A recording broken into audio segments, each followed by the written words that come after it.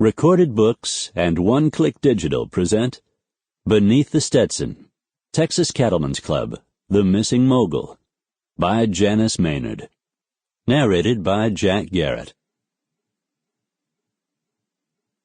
Chapter 1.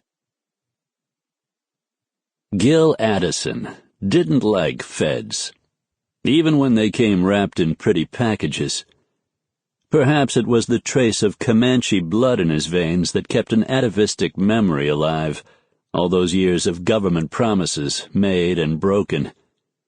Gil was a white man living in a white man's world, no doubt about it. Nothing much of his Native American heritage lingered, except for his black hair, brown eyes, and olive skin. But the distrust remained. He stood inside the house, hand on an edge of the curtain, and watched as a standard-issue dark sedan made its way down the long driveway. Technically, the woman for whom he waited wasn't a fed. She was a state investigator. But she had been trained by feds, and that was close enough. "Who is it, Daddy?" His 4-year-old son, Cade, endlessly curious, wrapped an arm around his father's leg. Gil glanced down at the boy, smiling in spite of his unsettled emotions. "A lady who wants to talk to me. Don't worry, it won't take long." He had promised Cade they would go riding today.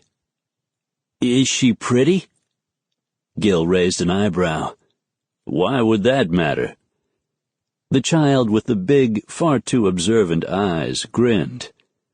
"Well, if she is, you might want to date her and fall in love and then get married and—" "This again?" Gil kept his hand over the boy's mouth in a mock insistence on changing the subject. He knelt and looked Cade in the eyes. "I have you. That's all I need." Single parenting was not for wimps. Sometimes it was the loneliest job in the world.